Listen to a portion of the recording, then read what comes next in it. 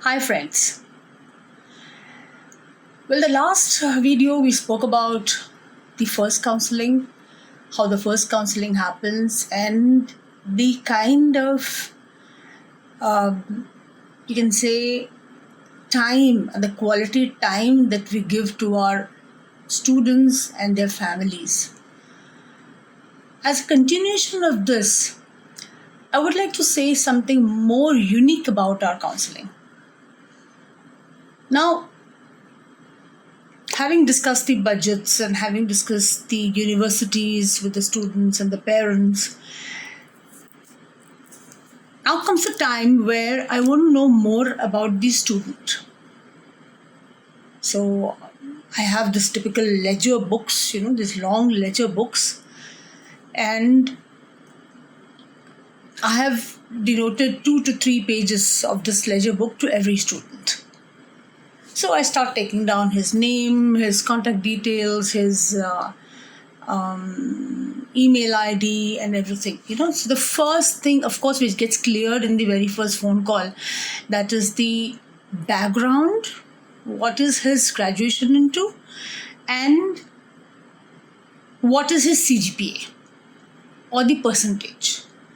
A very important criteria to even take the counseling ahead.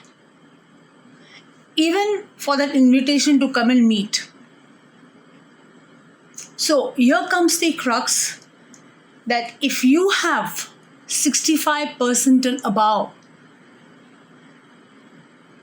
then Europe is open to you. So 65% is the cutoff. Therefore, 65% and above is what is essential. Now, suppose a student comes to me with a 60%. So he's between 60 and 65. He's between this over here.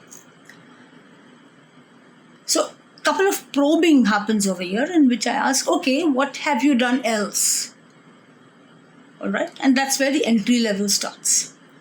Now, the student and the family are in the office at the center. We are discussing his future. We are discussing about his possibilities. Over here, after having noted down for example, the student is in the 7th sem of his mechanical engineering, and up till now he has scored about 7 CGPA. Okay, now 7 CGPA looks good. He has one more semester to complete, so therefore one more semester to earn more points, and therefore even if he remains at 7, it's good. If he goes above 7, it's better, definitely. So this has been transpired to the parents and the student. Then I focus completely on the student. Many times the parents have a habit of talking for the student or for the son or for the daughter. Here I clearly stop them. I tell them, can I request you to please allow her to talk? Let the student speak, please. Let the student say what he has done or she has done. Okay? Now, here, after jotting down the CGPA and the mechanical engineering, the 7th sem, and approximately when would he get over and all those things, I call it the right-hand corner. The taller the right-hand corner, the more the achievements. Okay? So then I start with, what else have you done? How many more certifications have you done? You see, today's students are very savvy. They're very smart. They know a lot of certifications which are available online to be done. Colleges suggest a lot of things to be done. Are you aware of these things? Have you done these things? Or have you just been a student and just gone to college and come back home? Now that's a boring student. Okay? So I always say, give me something crispier. Give me something different that you have done. For example, it could be that the student has worked in an NGO, or the student has done anything extra, or the student has chosen a very extraordinary project. for the 8th sem, or the student has done extra, in the sense, um, extracurricular activities. He's been in leadership role with the college. He has been the event manager, or the master of ceremony. Has conducted many sport events. So anything like this, I want the student to talk. And it's amazing sometimes that the student forgets, but the mother chips in and says, "But you did this, don't you remember? But you have this certificate, don't you remember?" So that's a very interesting talk that happens between this entire first counseling part. This happens in the first counseling itself. And once he has finished what he has done, he said, and that's where then we add up that you need to do the IELTS or the TOEFL, any one of them. Most of them don't know that these are same exams but different boards. Many people think it is I need to do the TOEFL and the IELTS, which is a wrong notion. You can do either of the two. Yes, IELTS is accepted in Europe, and even TOEFL is accepted in Europe. For that matter, even Cambridge and UniCert, and there are many such exams, English exams.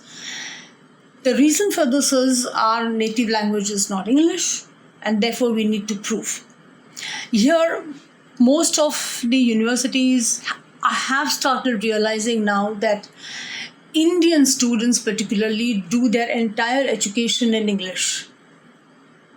So if you look at a child's trajectory, he has actually done 16 years of education in English language. It makes no sense testing him again for IELTS, Actually makes no sense. But it's one of the prerequisites, and we've got to do it, yeah. So ideal over here would be to take the IELTS test, then the roadmap gets done. Okay, you finish your semester over here. You're planning for the winter semester, so we have 6 months time in hand. When would be the best time for you to give the IELTS? And we give IELTS coaching free. In the counseling fees, not the first counseling. The first counseling is always free. When the student decides to join us, then of course there's a counseling fee. The IELTS is given free in this counseling. Okay? And then we decide on the dates and the timing when he can come for the IELTS coaching. We give him about 10 sittings of 2 hours each approximately, and your IELTS coaching is done. Now, why do we ask the student to talk on this very first counseling? It's for me to gauge his English competency. How good is he in explaining? So that gives me an idea how much do I need to work on the student for IELTS. Yeah, and that is where the first day of counseling really gets over. And this is where the parents start feeling that here's somebody who was ready to hear out that my student or my son or my daughter plays the tabla, has learned dancing, and is going to be of use to it. So we go down to those details as to what have you done up till now, right? And this is where the very first counseling actually stops. As I said, it goes on for 2 and 3 hours. Yeah, so it's generally a very difficult time for the parents and me to say, okay, we're done for the day, because it's never enough. You always want to talk more. You always want to ask more. You always want to discuss more. But somewhere you've got to say, okay, this is the first step. We start over here. Decision is yours. Kindly discuss it at home. And feel free to ask me any questions at all regarding the discussion we have had today. Yeah. So this is where we spoke about how we take down the specifics and the specific achievements of the student in the very first counseling.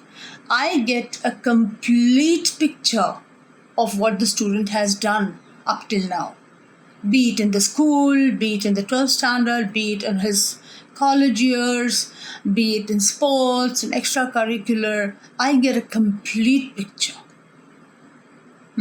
And once the student and the family leaves, the next step immediately for us, it's a turnaround time of 24 hours, not 48 hours. 24 hours. The first welcome email must go to the family or to the student and the family, which covers the entire discussion done along with our counseling points, along with the fee structure, along with the roadmap and everything. And yes, not to forget, we also teach German at the center.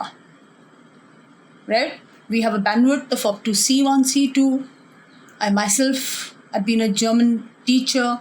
I've worked with the Max Miller Bound for many, many years in Mumbai.